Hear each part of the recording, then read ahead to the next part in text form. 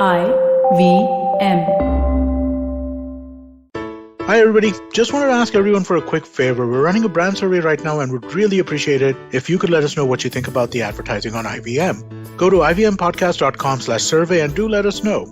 As part of this, we'll be selecting 10 random participants and sending them some IVM swag, so do fill out those surveys.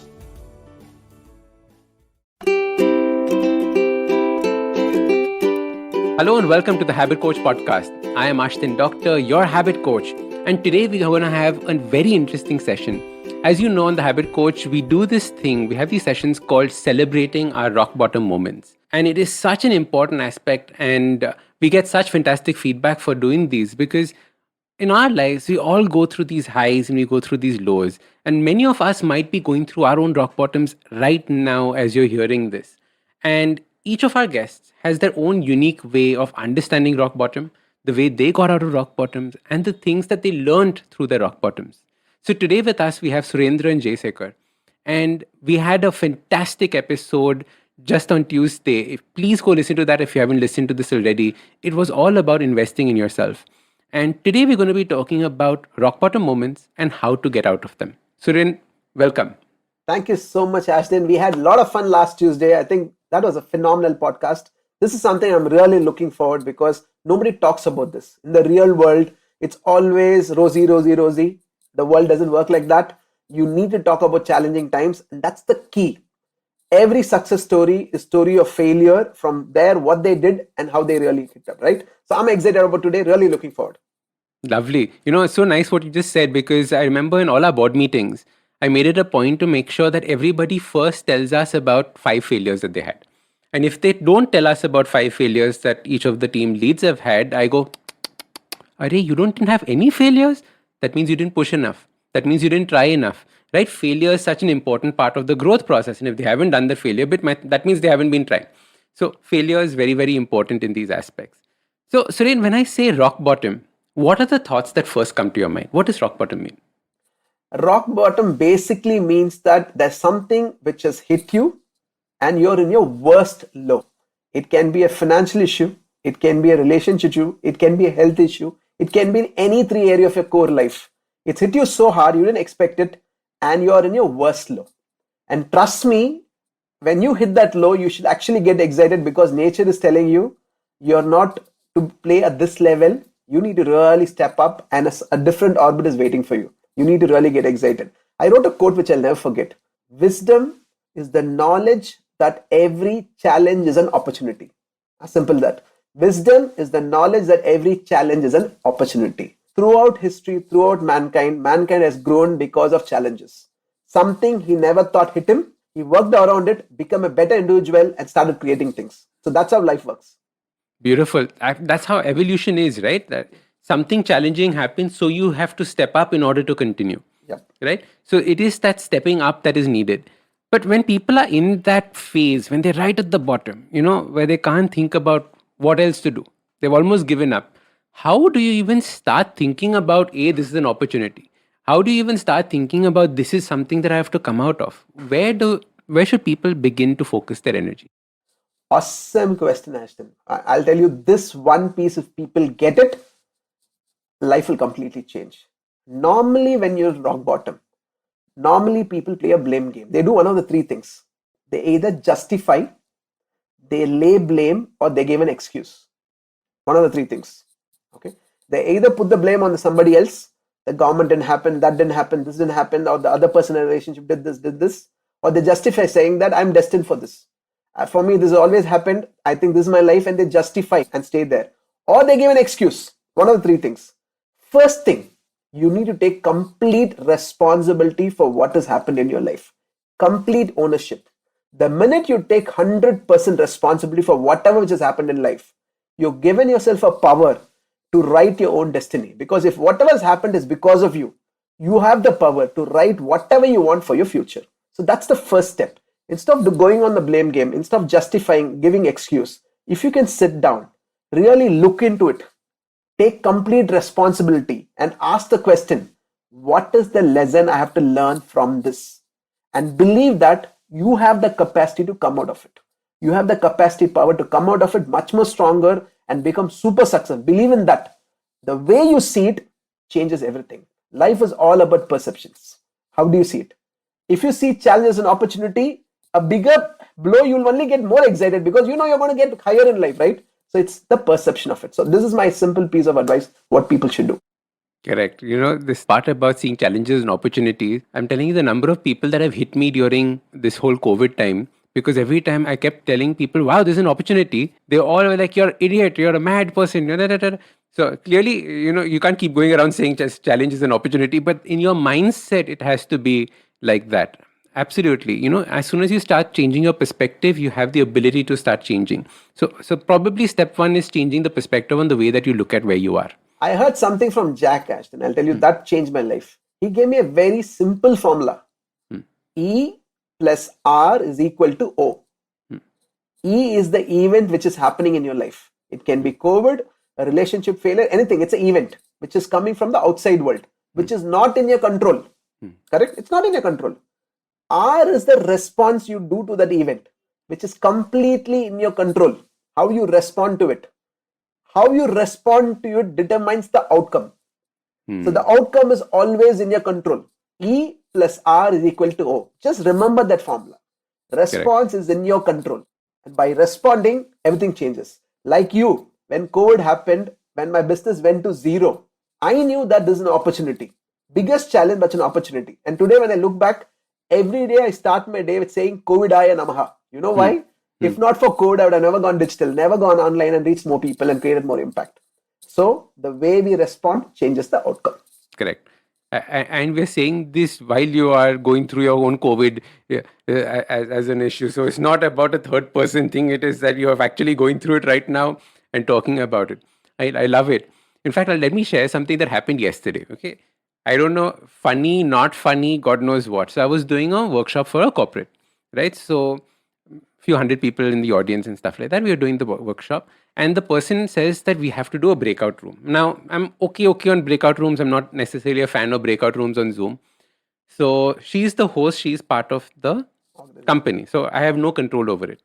Puts everyone in the breakout room. Then forgets to get people back.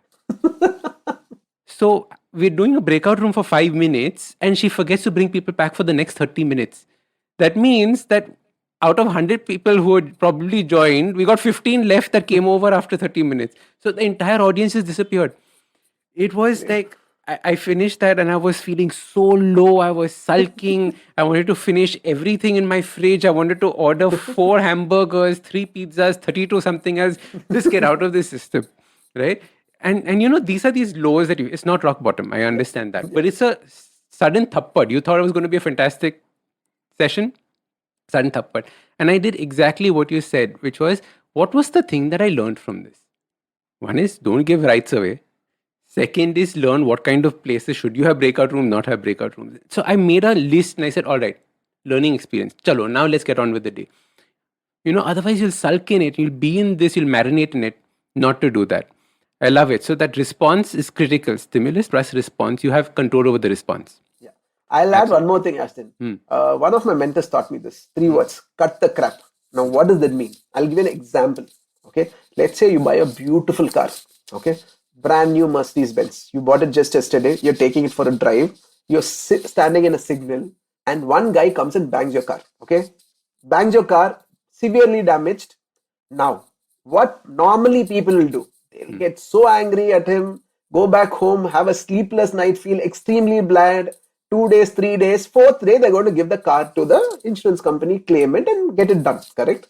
So the mentor said, that is what you need to do. It was not your mistake. Somebody banged you. Okay.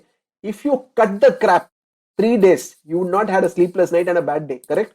Do what needs to be done, right? Just cut the crap. That's all life is all about. Correct? Just respond, do what it takes and just move on. Just cut the crap. And that changed my life. So anything like this happens, I just smile away. People say, how the hell are you like this? Because it saves my time, my energy. And for me, that is very precious, right?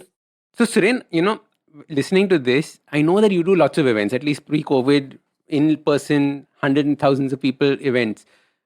At that point of time, something definitely must be going wrong, right? So how do you, at that point of time, fathom it?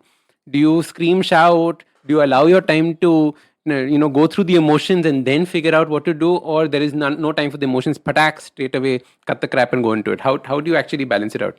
Thank you for asking this question. I have to tell you a story. 2012 is when we started Success Gyan. We did a little research to understand who are the people who have done this business before. There are 25 to 30 people who tried bringing trainers to India and run events.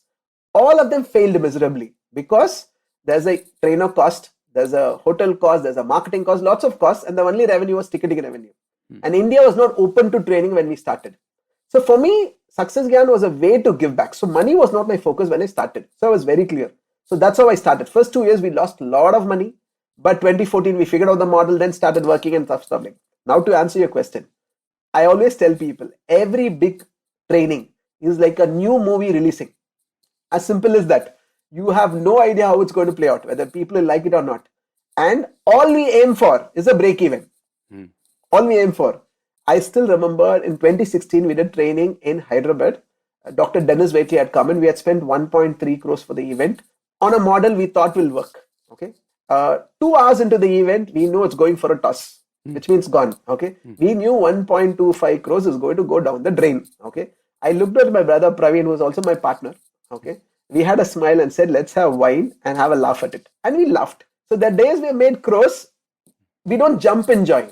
So for us, we understood that if we do not have that balance, if we don't come to our calmness fast, we will never be able to do this business. Because I remember once we used to do an event in Chennai Trade Center, 2,000 plus people are coming from across South India. The event was supposed to start at 9 a.m. next day morning. Everybody has already started traveling. At the night before, we get a call from Chennai Trade Center saying that the late Chief Minister J. Jayalalitha wants to do a lunch with some dignitaries. So we can't give you the hall. It's a government hall. Okay. 12 hours before. Think about it. Okay. 2,000 people already paid. So what do you do? So what did we do? We knew we can't change it. We can't go fight with the minister because that's how it is. It's a government place. If the chief minister wants, they get first preference. I called my team at 9:45 and said there are 2,000 people we have to reach. Okay. What I want you to do, they're going to finish and give the hall at 4 p.m. Okay. The event was supposed to start at 9 a.m. We will do the setup in 2 hours. Never can you do a setup in 2 hours. But I told my vendors, I don't know what you're going to go. They're going to be a hall. You need to do the setup in 2 hours. 6:30 we're going to start.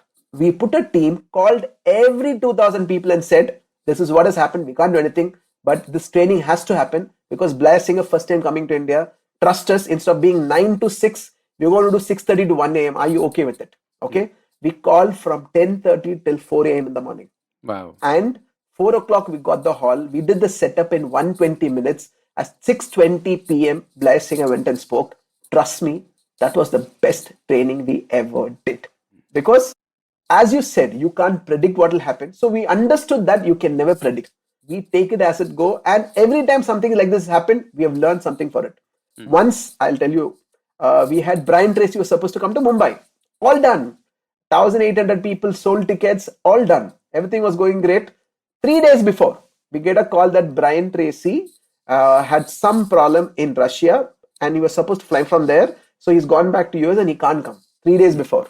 Okay. 1,800 tickets. Now what do? We called people and said, this is what it is.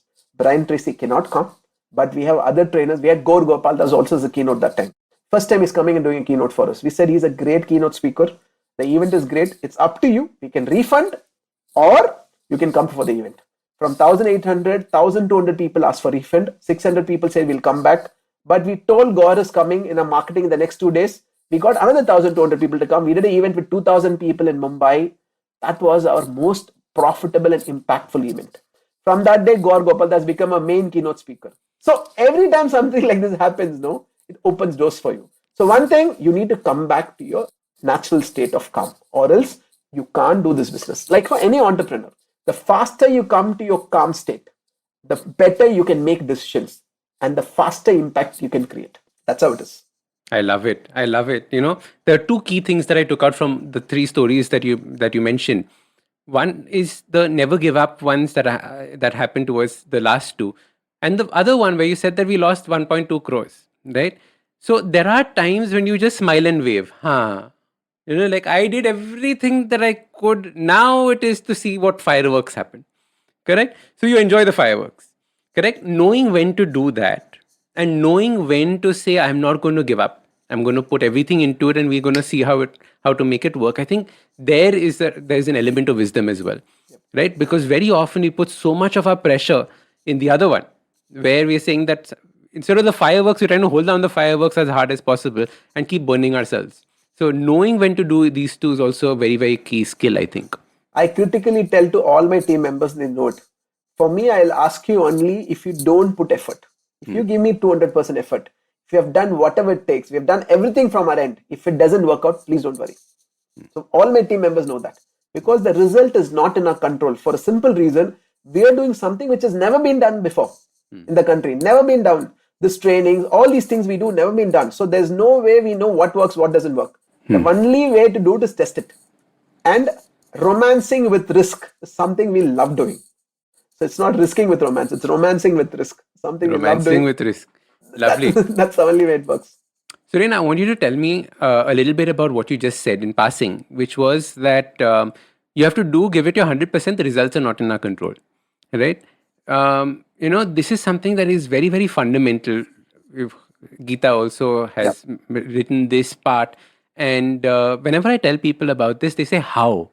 How to do that? How can you say this is not in my control? What is the value of then putting in the action? How do you communicate that to your team, or how do you internalize this? Very simple, correct? How do you do the metrics for anything which happens? Normally, people say result. I do understand numbers are very, very, very, very important. For me, the inside world is more important than the outside world.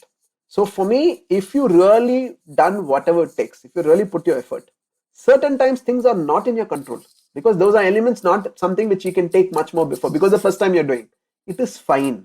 It is really fine. And that is the only way you'll know whether something works or not. See, one of my success principles that I tell people is F, F, F, F. Fail fast, fail forward. As simple as that. You fail fast, fail forward. Learn from it so that you go forward. That's the only way it works. Brian Tracy always says, you want to be successful, double your failure rate. So that's something we tell our whole team. And that's the only way it works. So all my people are so ready with it. And they all come back with numbers. This worked, this didn't work, we lost so much money, but we learned this. What can we do with that? So it's a philosophy, it's a mindset. The minute you get it, your life is sorted. Because you're not connected to the result, like the Gita says, right? You only focus on your duty. Just do your duty. The result is not in your control. But the minute you have that attitude, what magically happens is you will get some crazy results which you never thought was not even possible, because you're not attached to your result. Nature rewards you by giving more and more and more. So the minute you take the attachment, I always say, if you run fast behind money, money will run faster than you. As simple as that, correct? The minute you're detached from money, where you're saying, no more my focus is that, I'm only going to impact people. Trust me, money is going to flow into you. Same way. The minute you're detached, you start attracting it in your life. So powerful. So true. So Suren, when people are getting out of their rock bottom moments, there is a sense of, I don't know what's going to happen to me in the future, right? It's very easy to go from rock bottom to a sense of hopelessness. How have you figured out how to prevent that stage from taking place? How do you think about the future, or some element of positivity when everything around you is negative? Okay. I have to tell something which my mentor taught me once. I'm going to show you or narrate to you how it actually works. It's called perturbation. You can Google the word perturbation. It works in nature, it works in all our lives. For anyone to go to the next level, when pressure is applied, only when pressure is applied, that can happen. So that pressure can be from the outside world, it can be a relationship, it can be money, it can be health, it can be anything else. For example, if you take nature, when a tree dies, when a wood dies, it falls on the ground. When pressure is applied, it becomes coal. When pressure is more applied, it becomes a diamond. It's the same carbon, right?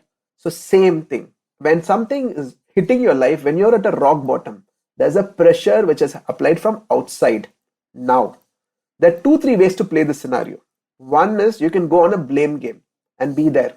Tell, I don't deserve it. This is not fair. That person not okay. Why only it's happening to me? These are the questions you can ask yourself. Whenever you ask these questions, trust me, you will never get an answer. This is where people go on a substance. They say they'll drink alcohol, try the substance. All you're doing is doing a dopamine high. That's it. You're hitting a dopamine, which is going to give a temporary thing, and you're going to go to a worse state after that. When you're hit with an issue which is really shaking you up, my suggestion, sit and actually think what has actually gone wrong. What is the implication of what has happened? What is all fear? Something in future which you think might happen. What is all fear? If you really break it down, anticipation of something which is going to happen in future. 99.9% it might never happen also. Correct? You're playing it in your head because this is a program which you already have in your head and you're projecting. That's what people do. So if you understand science, when pressure is applied, your energy is going all over the place. The same energy can be focused to do something which will take you to a next level in life. Every successful person, if you ask him, there would be one time where he really got hit, and that changed his life. All of us. For me, when my father died, it changed my life because I got hit there. So everyone has got that stories where that moment they took certain decisions which changed the trajectory of your life. I always say the decision you take when you're down determines how high you go in life. Very critical. These are small decisions you take. So my first suggestion, sit calm, actually look at it and ask this question. What is the lesson I have to learn from this? It is always you. When you rewire your inner world, the outside world changes. Just rewire it. When you get the lesson, you will actually see people who don't belong in your vibration leave out and you attract new people in your life. How does that happen? Because you rewired yourself. The only thing you have control on is increasing your vibration. That's the only thing you have control on. Increasing energy and vibration. As you start doing that, people who don't belong in your vibration go off and you start attracting new people. You start attracting new resources. Things suddenly change. Think about me. 18 years I started working. Never did a college degree. Okay. Today I'm trying to redo the whole education system, the country and the world. How was that possible? I have no great skills, Ashton. There's nothing great I have. But I just believe that my mission is bigger than me, and people, like-minded people, have started attracting my life. They believe in what I do. Together we have become one force and we started working towards the goal. I am just a common person like anybody else. Every success story are same like you and me. There's nothing new. Just that they understood that when pressure is applied, they need to rewire themselves so that they can go to the next orbit in life. Nature doesn't want them to stay in the same orbit. That is why pressure is applied. If they just get that, life is sorted. Beautiful. Beautiful. You know, you mentioned something in passing, which was the vibrations, right? How do you increase your vibration and move to the next level? And the people who are not at the same vibration will fall away. You know, how do you put that in practical terms for people who don't understand this vibration concept? Like, what is it that you do to up your vibration? Very simple. When you walk into a room, sometimes you see a person, straight away don't like him. Okay, it's happened to all of us. When you walk into a room, no word is spoken, but you start liking that person. Can you tell me how did that happen? Each person has got a vibration aura around them, correct? All of us have that. Whether you can see it or not, it's like law of gravity. Whether you understand or not, it happens, right? Now, the only thing you need to do to attract things in your life is increase your vibration.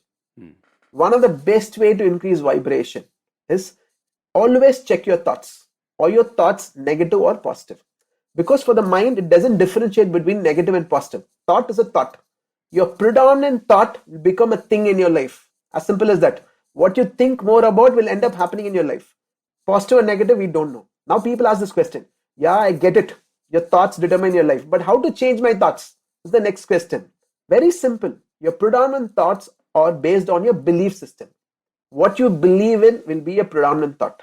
Okay. If you're somebody, let's say, who's fat, who believes that this lifetime I'm only going to be fat, then you feel there's no hope for you, right? You'll have your burger, you'll feel like I'm going to be like this. But the same person believes that I really want to change my life. I want to be super fit and healthy.